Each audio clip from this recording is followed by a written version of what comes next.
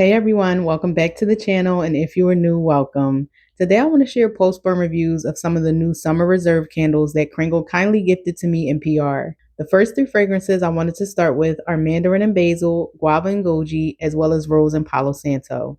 I wanted to start with Mandarin and Basil because if you caught my cold sniff impression, I made it no secret that this was my least favorite of the bunch.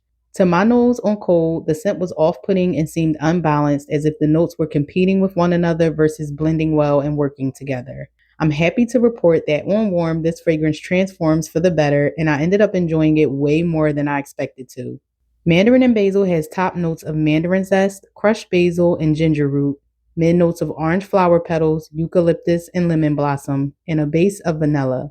When I first started burning this candle, I got a fresh herbal dominant scent where the crushed basil was the star of the show. Crushed basil leaves are known to have a subtle undertone of mint, so the eucalyptus, while not dominant, adds a supporting freshness to the basil. It gives the basil a realistic, authentic aroma that is crisp, green, and herbaceous, making it a vibrant and refreshing fragrance for the spring and summer.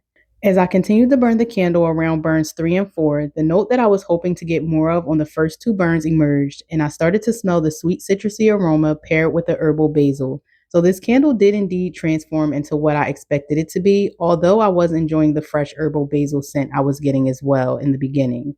The mandarin pairs well with the basil, and together they provide a fresh and sweet citrusy herbal aroma. I don't smell any zesty, spicy citrus from the ginger root. I don't get any floral component from the orange flower or lemon blossom, and I don't smell a sweet or creamy vanilla note.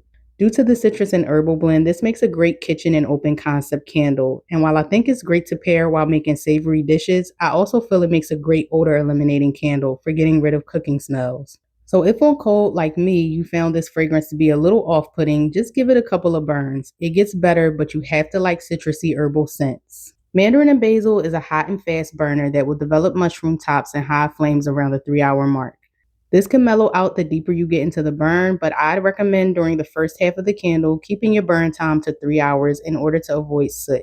Other than that, this candle pulls out quick and evenly with a clean burn. In a large open space, Mandarin and basil falls into the strong range. It starts to project prior to being fully pulled out. It fills my entire open concept and not only travels to the second level of my home, but it wafts into the bedrooms as well. On a scale of 1 to 10, I rate it an 8 to 8.5 out of 10 because while it's strong and very noticeable, it isn't overpowering or headache inducing. The fragrance also lingers nicely after the flames are extinguished. If you enjoy fresh herbal scents with a sweet citrusy presence, then I recommend purchasing this candle. It doesn't smell like anything I've ever smelt before, and now after burning it, I feel it's repurchase worthy. I also love that it has a great strength and throw in a large open space.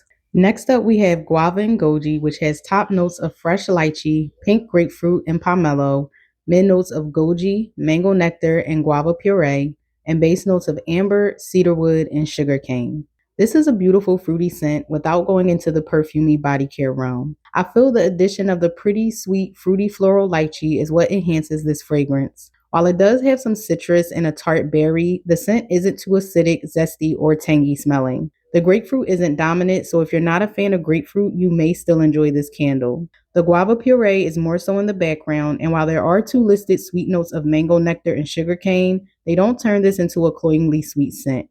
The sweet notes are balanced by the citrus and tart berry notes very well, which adds a refreshing element to the scent. When it comes to the base notes of amber and cedarwood, I don't smell a warm, sweet perfuminess, nor do I get a woodsy presence. I love how I get a little bit of each fruit note and how well balanced this fragrance is. So if you enjoy fruity fragrances, I recommend this candle. Due to the presence of the lychee, I found that I was able to enjoy this candle as a bedroom fragrance. On the first burn, I did get mushroom tops during the first 2 to 3 hours, but on the following burns, the wicks didn't burn too hot and fast, and instead started to burn on the low and slow side. However, it doesn't struggle to pull out and still creates a clean and even wax pool. I've placed Guava and Goji in both my open and closed concept, and for me, it performed in the low range. It's more of a subtle background scent, and in order for me to get a better sense of the fragrance, the bedroom door had to be closed. Otherwise, I would go easily nose blind to it. So in my experience, this candle is better suited for smaller enclosed spaces.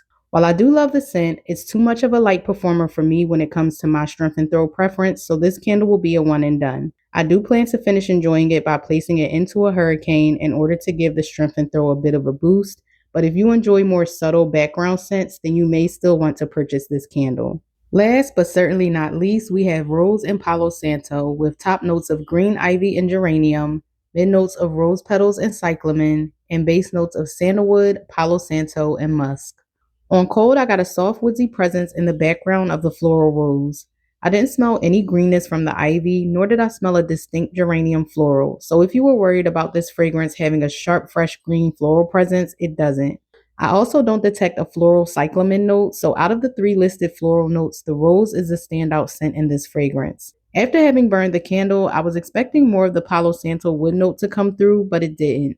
The rose dominates this fragrance, so if you were hoping for an equal balance of warm, sweet, resinous, smoky wood with the floral, then you may be a bit disappointed. But if you love rose scents, then this candle isn't a complete letdown. The other two base notes of sandalwood and musk transforms the scent from being a classic sharp fresh rose fragrance to one that's richer, sophisticated, and sensual. This isn't a dark, deep, moody rose scent at all to my nose. The musk note doesn't come across overly clean or too powdery, and it doesn't make the rose note too soft or delicate. It adds a bit of warmth and softens the edges of the rose note a bit.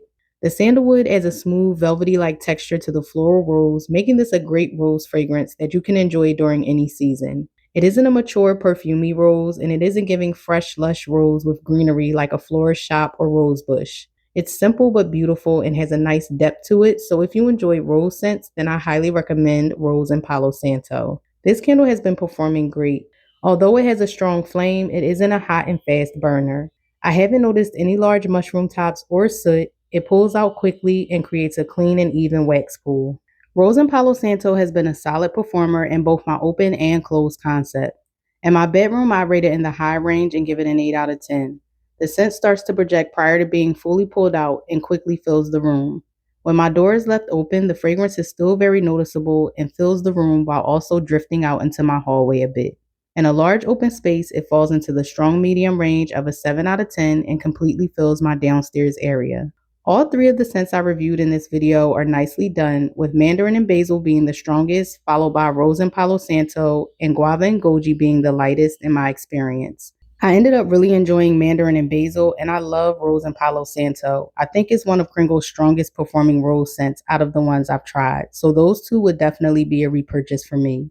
Let me know in the comment section below if you purchased these and what are your thoughts, and how is your burn experience going if you burned them yet.